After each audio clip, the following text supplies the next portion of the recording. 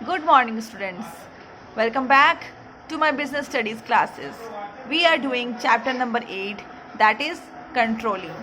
Okay, in the last video we had done meaning, definition and nature of controlling. Today we are starting with the scope. ठीक है, scope को हिंदी में बोलते हैं limitation या फिर दायरा. ठीक है, मतलब कंट्रोलिंग का स्कोप कितना है. तो मैंने यहाँ लिखा है wide in scope. It is necessary to know that the controlling is wide in scope. इसका दायरा काफ़ी वाइड है, इसका स्कोप काफ़ी वाइड है. क्यों वाइड है? इसलिए वाइड है क्योंकि इसका कंट्रोलिंग का फंक्शन क्या है. कंट्रोलिंग फंक्शन करती क्या है? ये क्या करती है? सबसे पहली बात तो कंपेयर करती है, कंपैरिजन करती है between standard performance and actual performance. ठीक है, या फिर आप बोल सकते हो बिटवीन प्लान्ड परफॉर्मेंस और एक्चुअल परफॉर्मेंस. ओके, कितना आपने प्लान किया था और कितना परफॉर्मेंस हुआ. ओके, उन दोनों के बीच में क्या करती है? प्लानिंग करती है. ठीक है, कंपैरिजन करती है. ऐसा नहीं है कि बस कंपेयर करी और एक प्रॉब्लम निकल आया उसके बाद अपना पल्ला झाड़ लिया. ऐसा बिल्कुल भी नहीं करती है. कंपेयर करने के बाद रीजंस फाइंड आउट करती है कि डेविएशंस हुआ है कि नहीं, हुआ है तो क्यों हुआ है. ओके, डेविएशंस हुआ है कि नहीं, हुआ है तो क्यों हुआ है. ठीक है, और उसको फिर रेक्टिफाई करने के लिए कोई एक्शन लेती है. करेक्टिव मेजर्स बोल सकते हो या फिर रेक्टिफाई करती हैं, कोई एक्शंस लेती हैं जिससे वो रेक्टिफाई हो जाए. ऑलराइट, रेक्टिफाई हो जाती है वो. ठीक है, उसके बाद ये इंश्योर करती है कि वो फ्यूचर में दोबारा ना हो. तो इस तरह से हम लोग क्या बोलते हैं कि उसका स्कोप काफ़ी वाइड था. Okay, next is importance of controlling. ठीक है, बेसिकली मैंने यहाँ पे लिख रखा है कंट्रोलर्स के 6 इम्पोर्टेंस. ठीक है, तो step by step we will deal with the given importance of controlling. तो first we are going to look is help in achieving organisational goal. सबसे सिंपल है. सबसे पहला काम क्या करती है? ऑर्गेनाइजेशन को उसके गोल को, उसके सेट टारगेट को अचीव करने में मदद करती है. ठीक है, देखो हर एक ऑर्गेनाइजेशन क्या करते हैं, कुछ ना कुछ अपना टारगेट या फिर प्लान्स या फिर गोल्स प्लान करके रखते हैं. ठीक है, अगर उनका जो प्लानिंग है, अगर काम एज पर द प्लानिंग हो, मतलब जैसा प्लानिंग है वैसे ही वर्क होता चले जाए, तो ऑटोमेटिकली क्या होता है, उसका जो भी टारगेट है वो अपने आप फुलफिल्ड हो जाता है. But in case planned performance and actual performance में अगर डिफरेंस आने लग जाए, तो through controlling function what you do, you know the reasons why the things are occurring. क्यों ऐसा हो रहा है, और रीज़न जानने के बाद आप उसको क्या करते हैं, करेक्टिव मेजर्स लेकर के प्रिवेंट कर लेते हैं. Okay, next is judging accuracy of standard through comparison. आप क्या करते हैं? कंपैरिजन करते हैं कि एक्चुअल स्टैंडर्ड, प्लान्ड स्टैंडर्ड कैसा था और एक्चुअल परफॉर्मेंस कैसा रहा. ठीक है, और उसको जज करने के बाद आपको पता चल जाता है कि कितना एक्यूरेसी स्टैंडर्ड में आया है. ओके, अगर planned performance and actual standard matching है, दोनों मैच करते हैं, तो क्या हम लोग बोलेंगे कि इट इज़ एक्यूरेट. और अगर कुछ डिफरेंस है, मतलब कुछ भी डिफरेंस आता है, तो हम लोग क्या बोलेंगे कि देयर इज़ अ डेविएशन. तो हम लोग उसका एक्यूरेसी भी पता कर सकते हैं bye comparison of set target and actual performance. Okay, next point is making efficient use of resources. efficient use मतलब होता है कि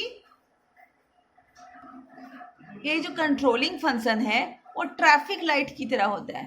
ठीक है, वो सिग्नल देता है बीच बीच में कि आपका जो भी वर्क है, ठीक है, वो राइट ट्रैक में चल रहा है या फिर नहीं चल रहा है. ठीक है, जो भी एक्टिविटी है वो प्री डिटरमाइंड स्टैंडर्ड या फिर जैसे आपने प्लान किया था वैसे चल रहा है या नहीं चल रहा है.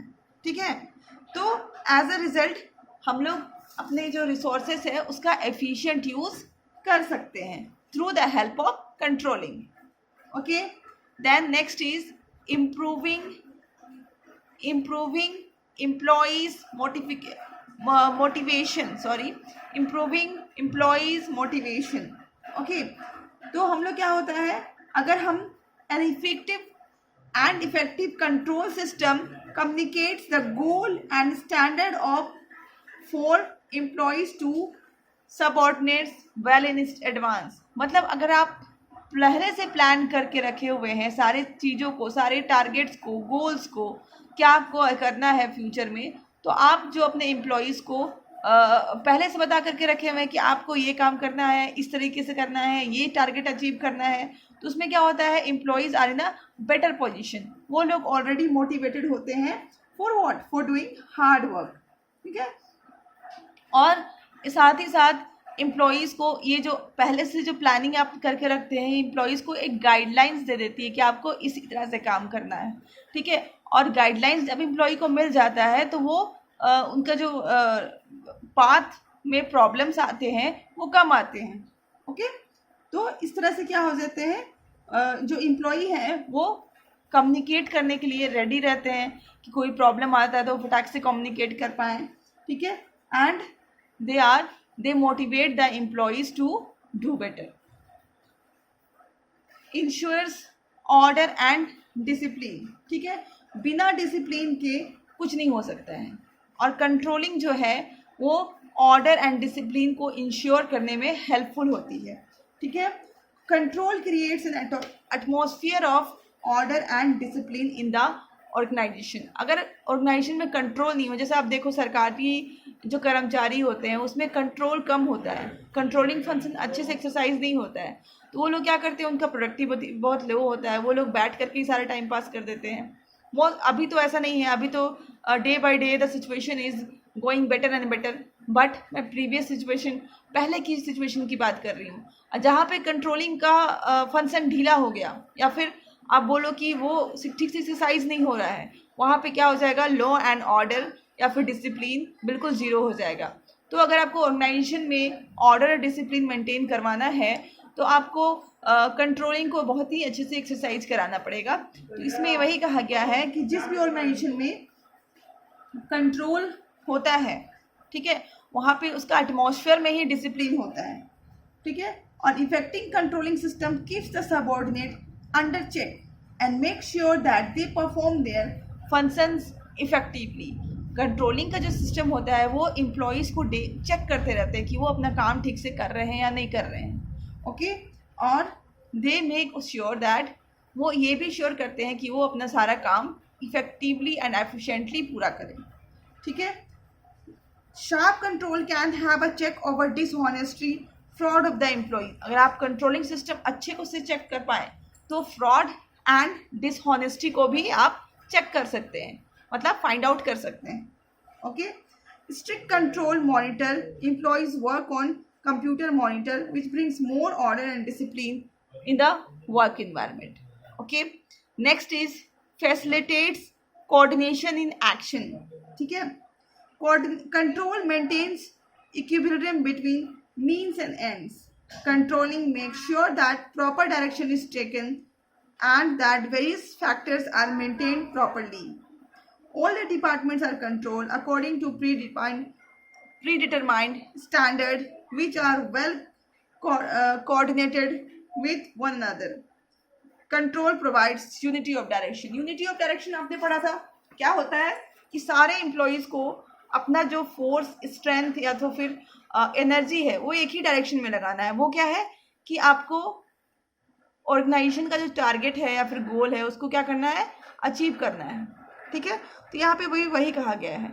आप लोग कंट्रोलिंग के थ्रू हम लोग क्या कर सकते हैं, वेरियस अलग अलग डिपार्टमेंट जो होते हैं सब में कोऑर्डिनेशन ला सकते हैं. क्यों? क्योंकि सारे डिपार्टमेंट्स इंटर रिलेटेड है. अगर एक डिपार्टमेंट भी ठीक से काम नहीं करेगा तो आपका जो ऑर्गेनाइजेशन का गोल है वो फुलफिल नहीं हो पाएगा. तो जो हम लोग कोऑर्डिनेशन चाहते हैं इन एक्शन में, ये किसके थ्रू आ सकता है, कंट्रोलिंग के थ्रू आ सकता है. ठीक है. Controlling make sure that proper direction is taken and that various functions are maintained properly. Okay. So I would like to tell you one thing that we have done till here, that is importance of controlling, and your next topic, that is relation between planning and controlling, is deleted this time. ठीक है, due to corona 30% of the syllabus has been deducted for this year. Okay, तो उसमें ये जो topic है relation between planning and controlling ये cut है। Okay, तो इस टाइम आपको मैं ये टॉपिक नहीं पढ़ा रही हूँ, प्लानिंग एंड कंट्रोलिंग का रिलेशन।